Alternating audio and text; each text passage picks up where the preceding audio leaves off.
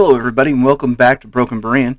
I'm your host Stuart, and we're going to be going over a Babylon 5 retrospective and prospective video today.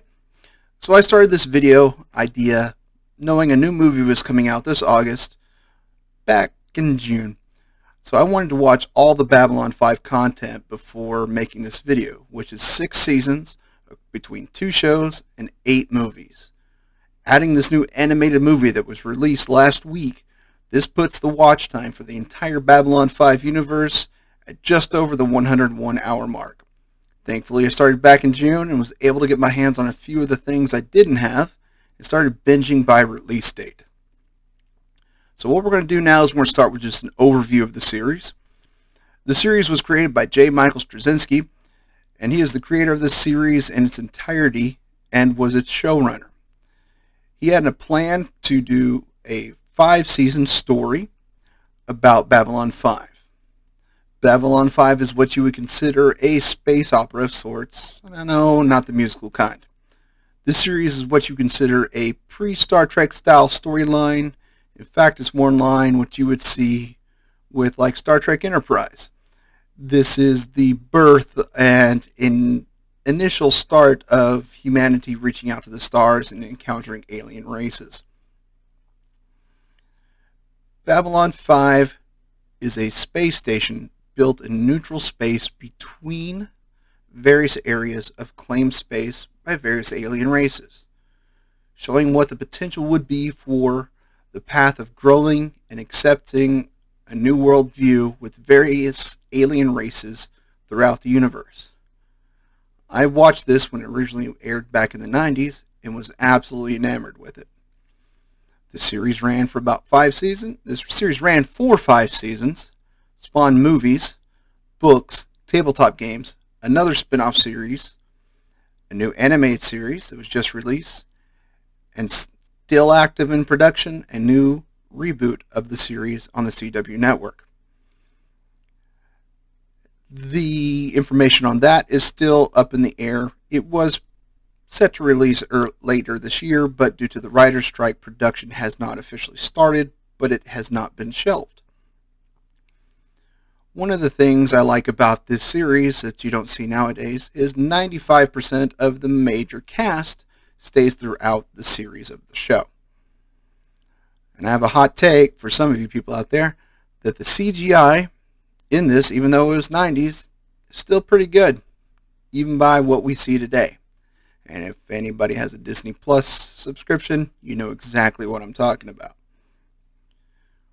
There will be spoilers in this, but I will keep them to a minimum. I mean, you only had 3 decades to catch up. But despite all that, I absolutely recommend a rewatch. It's worth it. And then another. And then another. Yes, it really is that good in my opinion.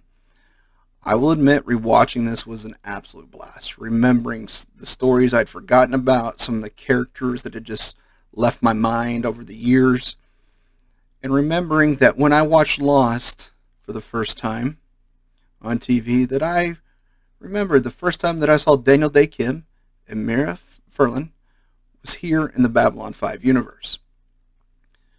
And no, I'm not going to get into the debate between the tension between Straczynski and Paramount Studios, because apparently he claimed that Paramount, when he pitched it to them, they took the idea and created Star Trek Deep Space Nine.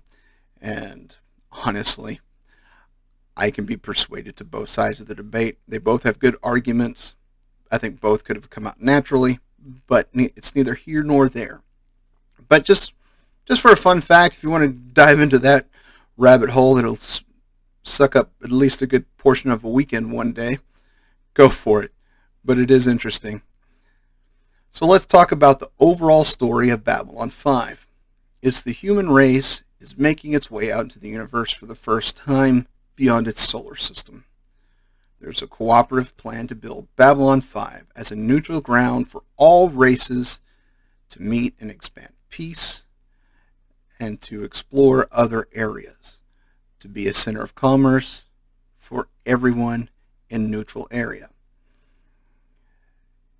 The story is about races that encountered, that are found, things that are discovered, and exploring that good, that conflict, and the good and peace that's desired among all the races, and the chaos from some of the others. The primary races we have in this universe are the humans, the Centauri, the Narn, which are considered the younger races. Then we have the Minbari, which is considered an older race. They're kind of on their own in that regard. And then finally we have the Vorlon and the Shadows, which are considered the elder races.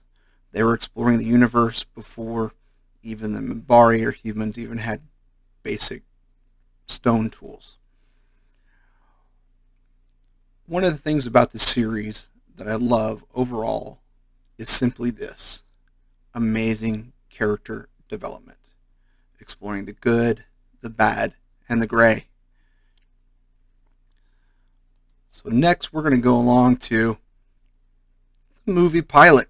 Now this really isn't shown in syndication much at all. It's kind of one of those things that it's kind of hard to find unless you own the DVD set, or if you've bought a digital copy. You won't see this on any streaming service anywhere, but it is the pilot for the series. However, it is still canon, and it is referred to multiple times throughout the first couple of seasons of the series. Very little change from this pilot. Some characters were introduced that were replaced by newer characters, but it falls in line with the story. Going forward with the series, there's only one thing that really changes, and that's the look of Delenn. Delenn is the ambassador from the Minbari world to Babylon 5. Now, if you've seen the series before and you come back and watch the pilot movie, or if you start with the pilot movie and go forward, you will 100% agree the wardrobe and styling change for her species and her specifically is a spot-on, well-decided change. It works better. It looks better. It's just a good note from whoever sent it in. I applaud them. She looks better. So let's get on to Season 1. We're going to power through Season 1 pretty fast, and we're going to power through all of them pretty fast because we got a lot to cover. Season 1 starts out with introducing Jeffrey Sinclair as the main character who runs Babylon 5 from Earth. The series starts out shortly after the war between Earth and the Minbari race, a war that was a misinterpretation based on first contact with the Minbari people by Earth. There is a movie we'll talk about later that explores this in more detail, but to summarize, Season 1 is the introduction of multiple alien races and how they interact and how they start to develop and start to introduce their history, their culture, religion of these alien races. It primarily focuses on two major storylines in the first season, and that is Earth and its relationship with its colonies, and how this newfound knowledge and exploration into the world, into the universe, impacts it specifically, and adjusting just to being able to interact with alien races that aren't human. Prior to this, they interacted with colonies on Mars, Io, and other colonies within its own solar system, and so this is the biggest step that they've had in a while. The other is it focuses on a developing story behind the war and subjugation of the Narn race by the Centauri race.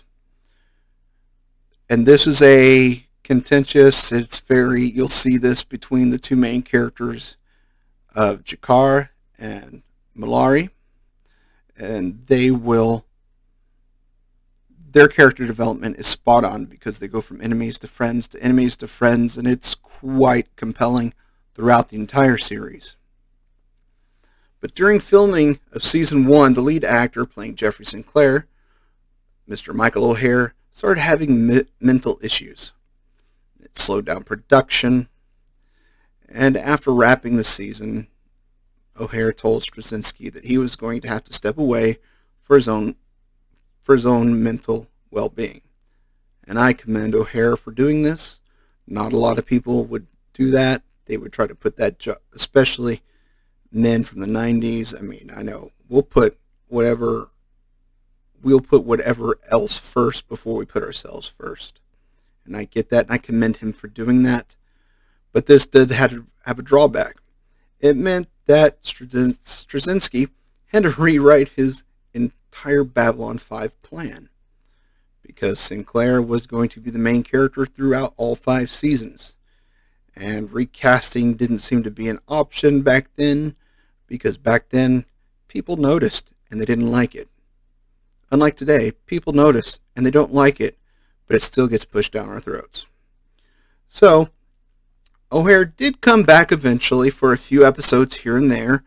Not to say that the character was erased, but his character arc took a different approach, a different route than originally planned, but he still existed. And it was a nice tribute and thank you to the work he did in Season 1, and I really applaud Straczynski and TNT Studios for allowing him to have that opportunity in the future. Now, Season 2, moving along, is, well, now we got to do is we got to replace the main character. And then we get Jeffrey Sinclair being replaced by John Sheridan, who would become the new lead character and continue throughout the entire rest of the series. Because the main lead switched, Straczynski had to do a lot of rewrites, and there were storylines that had to be altered and were done in a very creative way. Very well done, and I applaud him for that, because a lot of writers today could not have pulled that off, because we've seen it before. And I won't give it away, but I probably will say that 100% that when it was done, Zathras approves. This season starts to expound that the seeds scattered throughout Season 1 of an ancient race coming back are now in full effect. This isn't spoilers so much as explaining a bit of the lore in Babylon 5. There are the Ancient Ones. The Ancient Ones were the first race, the first beings in existence in the universe. The majority of them had left, gone past the rim, the known universe, and a few remained. This is the first time we kind of see them and get introduced to them.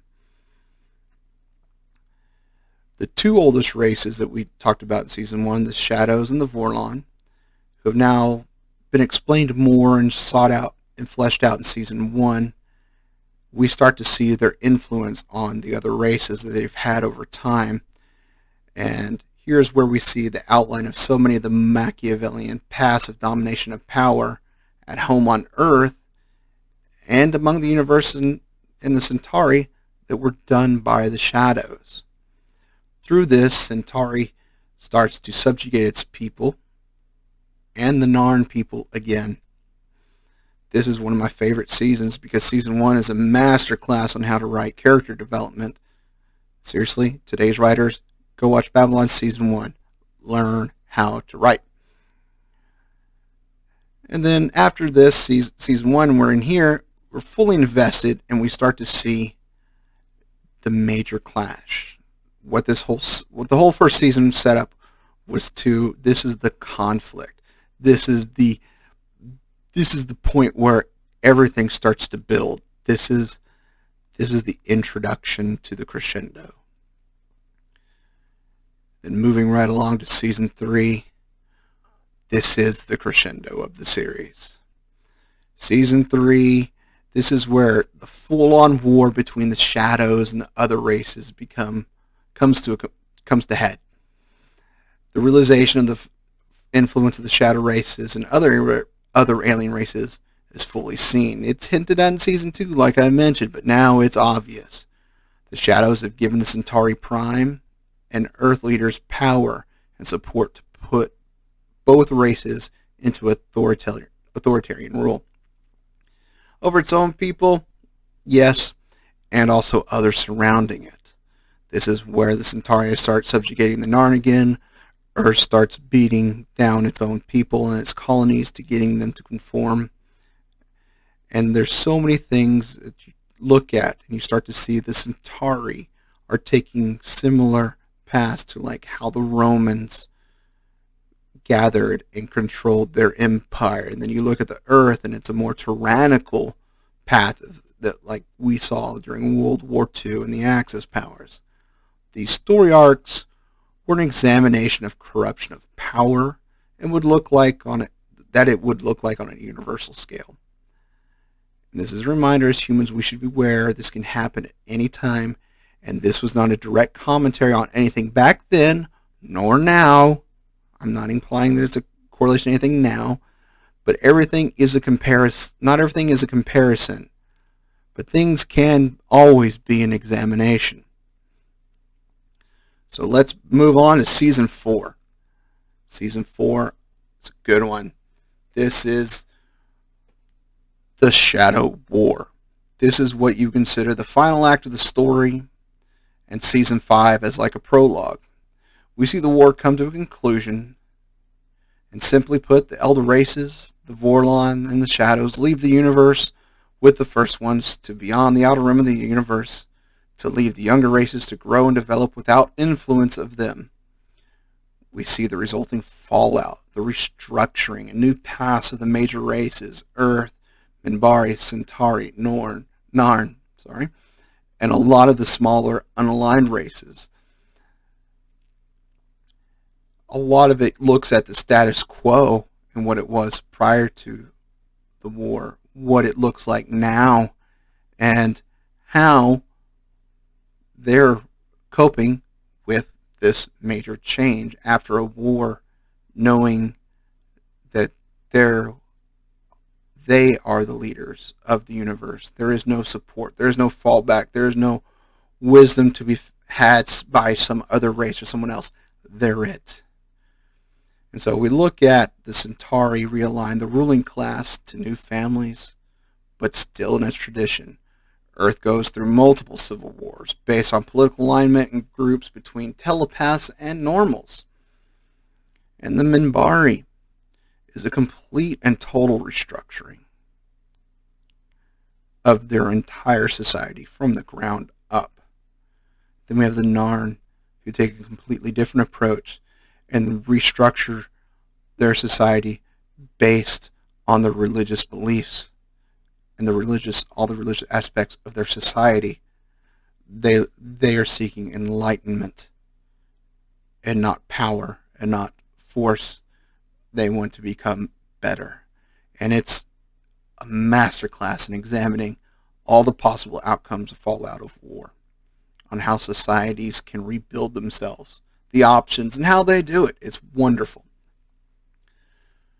The Season 4 finale ends with a similar Starship Troopers type episode.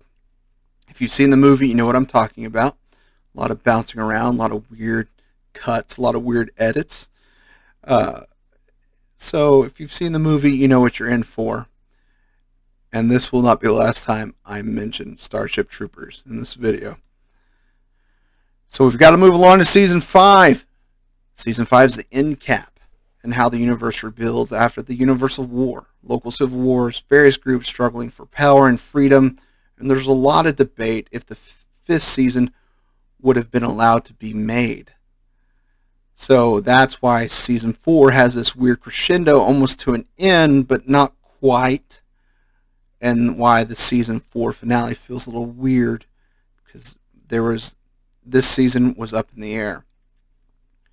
But thankfully they did.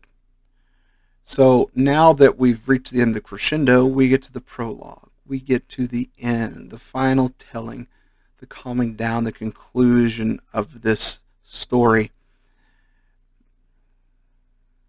One of the major storylines throughout the final season is about telepaths.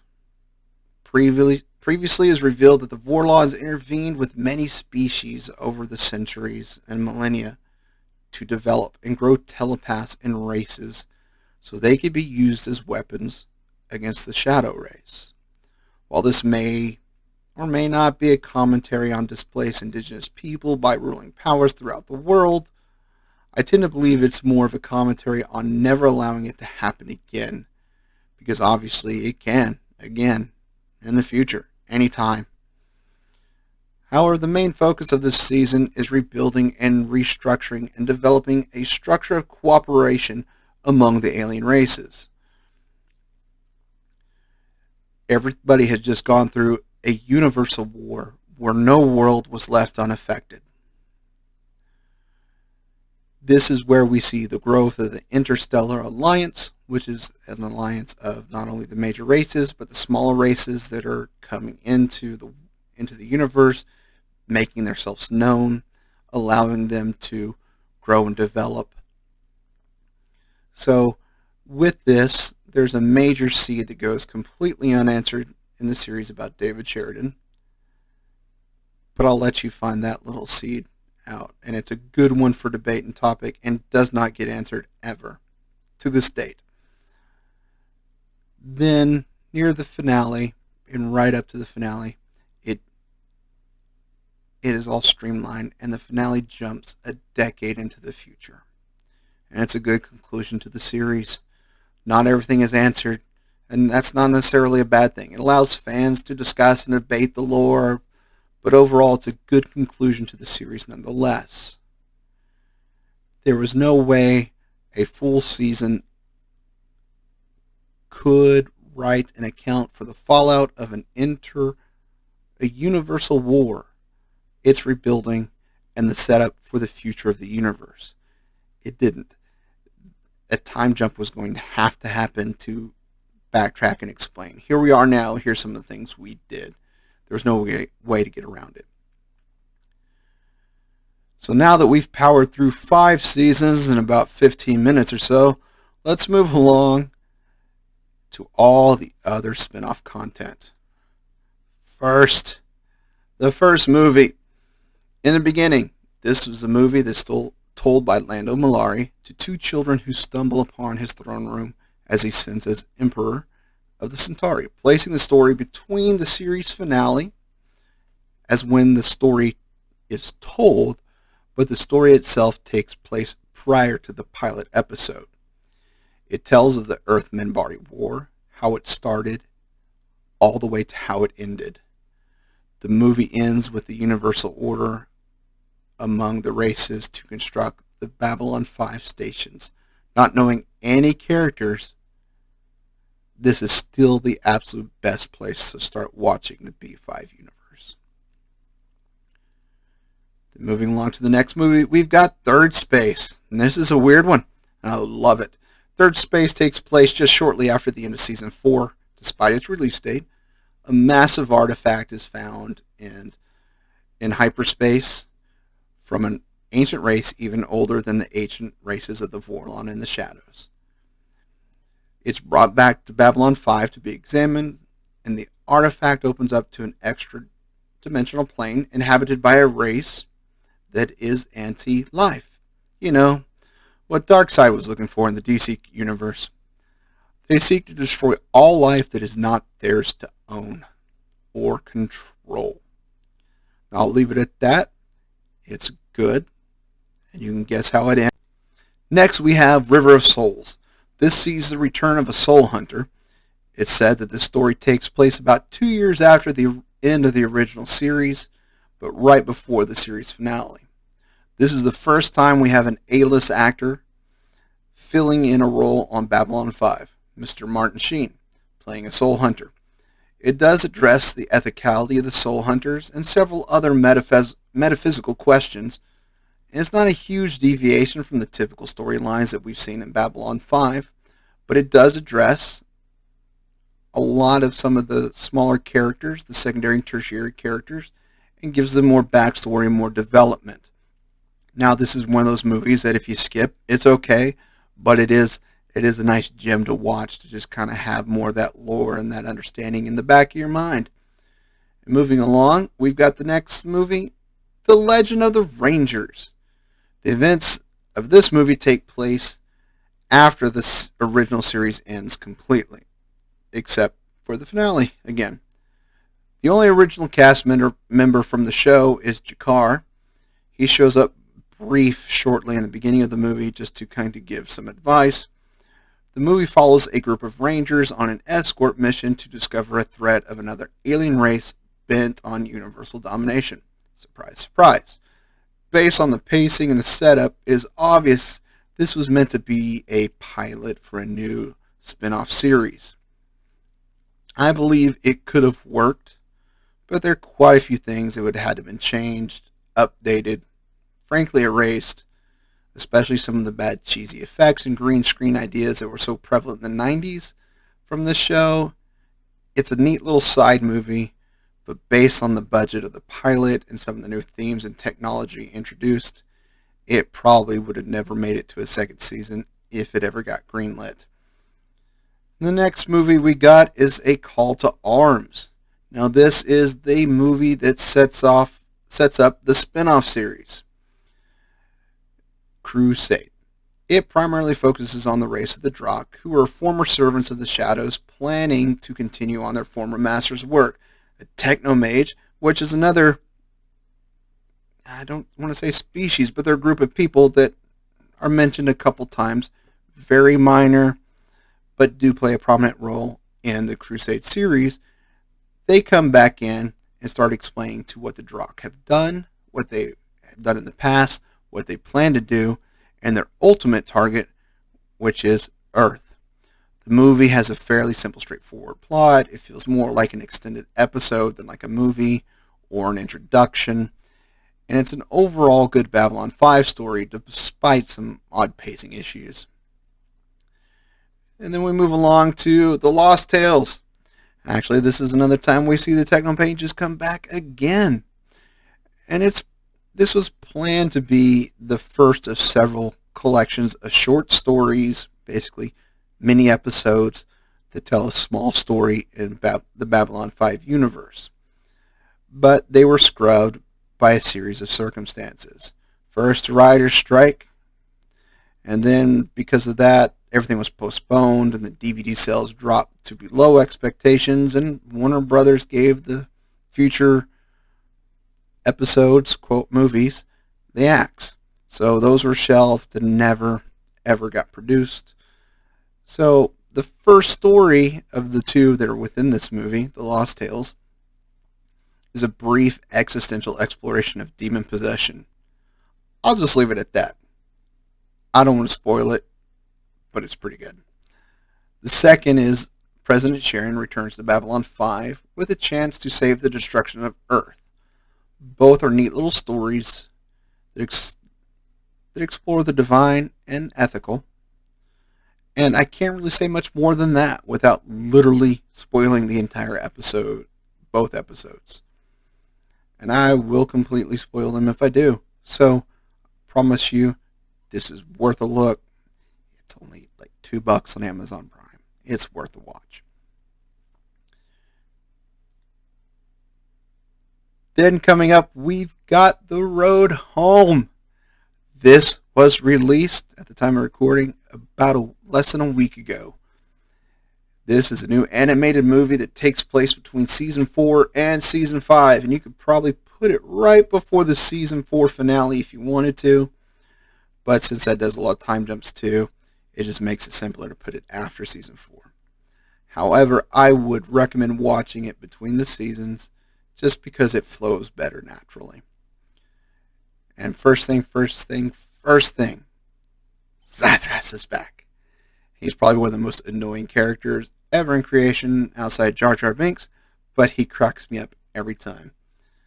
And Ivanova is back, which is great because due to some contract issues, we didn't get her in Season 5, and her role was recast to another person.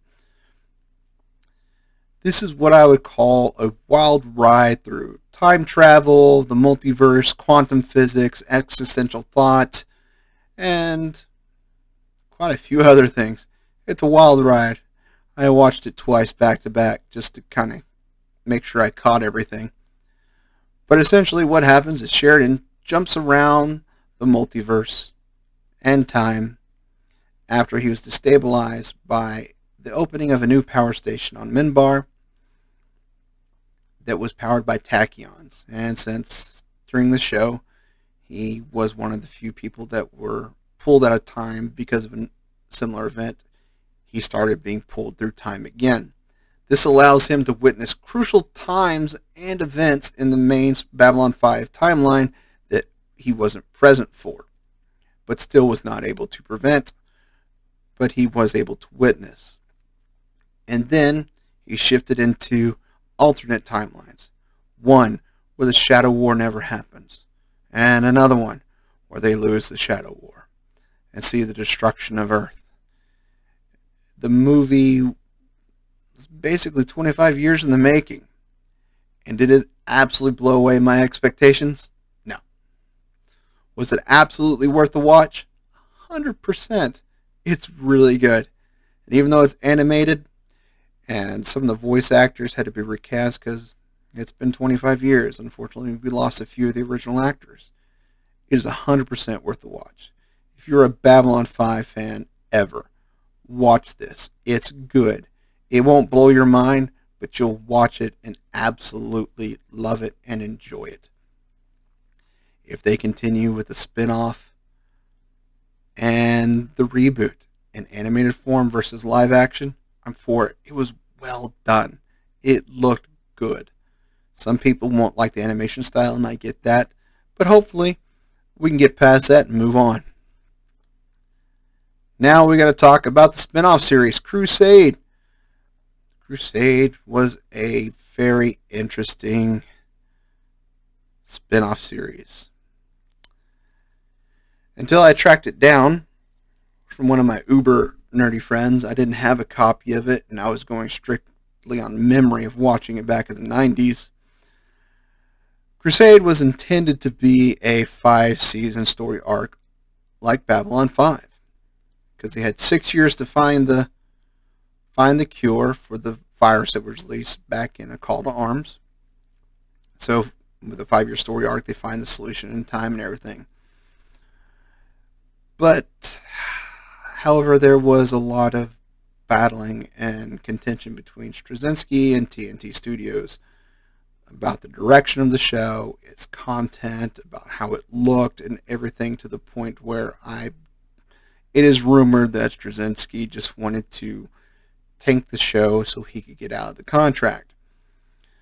A lot of fans do really suspect that there is an episode that he truly wrote that reflects this struggle. Basically, it's an episode where Earth Force spends the entire episode interfering, changing the uniforms of the crew, how the bridge looks, to make it look more presentable for video production instead of functionality, and things like this. And apparently that's just a huge dig at TNT Studios for saying, you mess with this and this is how it looks now. He apparently did publish some scripts for Crusade that were never produced. Apparently there's 4 of them. I've found 3 of them, and they're archived all across the internet, especially Reddit. You can go find them. I haven't read any of them at the time of recording, but because of this conflict and these unaired episodes that he didn't get to make, you can see that the CGI, the concepts, the costumes and sets appear like it's just a well-made fan-produced show instead of a studio-produced show. And for the cultured and the eagle-eyed nerd out there, you will see some military costumes and equipment from Starship Troopers. Yes, I told you I'd bring this back up. First thing I have to mention is this intro to this series is absolutely horrible, and the worst thing about this series. The series takes place about 6 years after the end of the original series, and a plague is released on Earth, like we mentioned before in the Call to Arms movie, and they are gifted a new Excalibur-class ship that is tasked to find a cure for this virus amongst the stars to races that have encountered the shadows, but they haven't encountered those races yet. Hopefully to find a cure that will cure the human race and any of those that come in contact with it in the future. Now, I will admit there are some major continuity problems with this series, and I think it comes down to the struggle between the creator and the studio. And there's a lot of things that I can't explain. There are storylines and plot devices that are established in the later episodes, but are seen being used in the early episodes. And it's not a production versus release date issue. Because even if you try to make it and flip, you'll see them switch from the old uniforms to the new uniforms to the old uniforms again. And it creates a costume continuity problem. So I don't think there's a good, respectable order to watch this besides just production order and then putting it all together in your head. Now, if you have a better order, post it down in the comments below and let's get talking about it.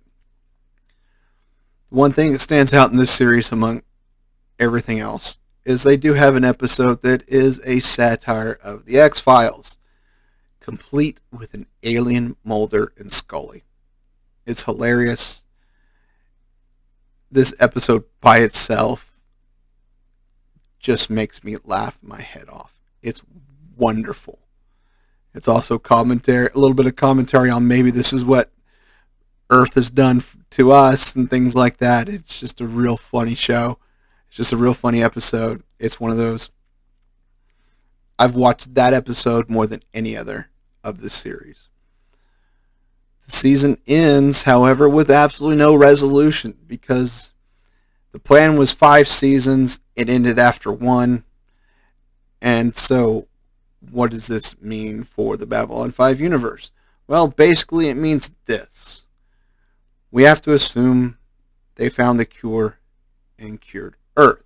And why is that? Well, in the season finale of Babylon 5, we have Dr. Stephen Franklin who shows up. But prior to that, he's in this Crusade series. He is infected. He's leading the Earth team to help find a cure and find a cure for this virus. So if he's infected and will die within 6 years and is now alive 10 years later, we have to assume they're successful. But there's just no really out there unless there's some fanfic, some comic books or something that kind of makes these conclusions overtly. I haven't seen them. Doesn't mean they're not out there. If you know them, put them in the comments so I can check them out. So that's how that really failed expansion of a series ends.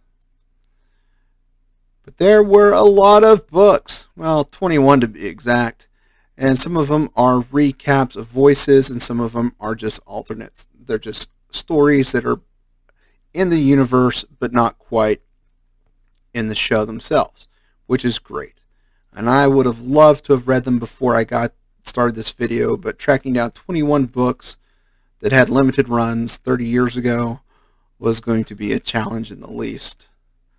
I do remember I had one of them. I think it was Voices. I'm not 100%. It was a while ago. But, however, there also was a memoir written by Claudia Christian, who played Susan Ivanova in the series. And her memoir apparently deals a lot with Babylon 5, her acting career. But a lot of it does focus on her time on Babylon 5. It's what she's well known for, even though she's had minor roles throughout her life. This was her primary claim to fame. And I want to get a hold of that because I haven't read that. There are some short stories published in Amazing Stories magazine and the official Babylon 5 magazine. There was an official Babylon 5 magazine. That was a thing in the 90s. Didn't know it existed until I started doing research for this video. But absolutely, I would love to see them because I think it would be hilarious. Looking back on it now, just seeing that 90s style and nostalgia would be great. There's also some comic books that were produced by DC Comics, and I don't have any clue on what those were, how they are, and I think finding those would be harder than finding the books. And I'm pretty sure it'd take a small fortune and a good amount of time to track those down because those were probably limited runs and they're held by collectors who actually enjoy the source material and don't want to get rid of them. So I'll just have to leave it at the fact that I will not know the contents of those DC comics. You know what's weird? What else? They made Tabletop Games. And sorry for the image, this is the best I could find. But they did make 2 tabletop games during its run. And I get it. I was completely unaware of it. Because at the time, back then, if someone says they're playing a board game or a card game or anything like that, they were either going to say Hero Quest, Pokemon, or D&D. And that's just the short and long of it. I mean, really, no idea this existed. Never saw it in any of the comic shops or anything like that. Didn't know it was coming up. Didn't know it existed. I don't know if I'll ever be able to find a copy of it, but it would be nice just to play this one time just to see what these board games are like. And there is a reboot that's still on. We mentioned this order. We mentioned way back in the beginning of this video, we mentioned this. It was announced back in 2021 that the series was going to be rebooted by Straczynski himself, and it still appears to be in development. The original launch date for production was supposed to be the end of 2023, but due to this writer's strike, it's probably going to be pushed into 2024, hopefully, depending on how that goes. It doesn't look like there's any signs that it won't, like they've invested in it. And it will premiere on the CW network, which is one of those. The CW will produce a lot of things, but it can also be the kiss of death. So we're just going to have to see what happens. But I am excited and hopeful until we get the next public update. Straczynski is also working on another Babylon 5 project that he's mentioned on social media a couple times that would be taking the original cast as those characters and moving along with them on kind of like an alternate timeline type thing, but we haven't really heard back on what that would be or how that would end up. So, like again, until he puts out another update, we just have to wait. But I have good faith that the 2023 reboot may be pushed back to 2024, and we're going to get that, at least one season of it. Side project, unknown. Because let's be honest, Straczynski is now 69 years old, and we either got to get a move on or scrap it. Now, I've poured a lot out here in a short amount of time, tripping over my tongue multiple times and having to stop the video a couple times just because I can't work a camera, slideshow, microphone all at the same time yet. So, please pardon the weird edits. But I hope all of this does 2 things. One, if you're a fan before, I hope it rekindles your excitement in the series and the universe itself and what's coming down the pipe. If you're new, I hope it gives you a spark of joy, of just excitement to go see what this is and what you've been missing. And just really keep in mind that 100 of these 101 hours was produced 30 years ago in 9 years. So all of a sudden we're getting a huge amount of content theoretically coming down the pipeline, and I am excited. But with all that being said, let's get down to the brass tacks, and that is, as a former fan, as a new fan, how do I consume Babylon 5 in its entirety? I have my list, and I think it's the proper way. And you can debate me all you want, and that's great. You have better suggestions, great, let's hear them. But what I have is probably the best way to consume the Babylon 5 universe without getting super messy, super detail-oriented, breaking apart multiple seasons, and even breaking apart episodes for viewing. So without further ado, let's take a look at my preferred watch order. And that is, in the beginning, this is the one that tells of the Earth-Minbari War, followed by The Gathering, the pilot, and then Babylon 5 seasons 1 through 4. The third space movie, the new animated movie Road Home, Babylon 5, Season 5, with the exception of the finale, then The River of Souls, The Legends of the Rangers, A Call to Arms, Crusade Season 1, The Lost Tales Voices in the Dark, and finally the Season 5 season finale. I hope that we see a lot of just re-energized excitement as Straczynski, the original creator, helms new content for what's coming down the pipe in the next year or two. I hope everything's wonderful and goes smoothly with this series. I do believe this is an underrated series and is written off as too political, too thought-provoking, too realistic, and not enough sci-fi and action and adventure. And I think it's a wonderful blend. I think it tickles the sci-fi fantasy and the intellectual fantasy. That it's just a good series. It was well done. It continues to be well done by its creator, and hopefully we're going to get a lot more. So with that, I say this. Thank you for watching this video. I know it was a long one. I love you, and there's nothing you can do about it. Till next time, this is Stuart signing off.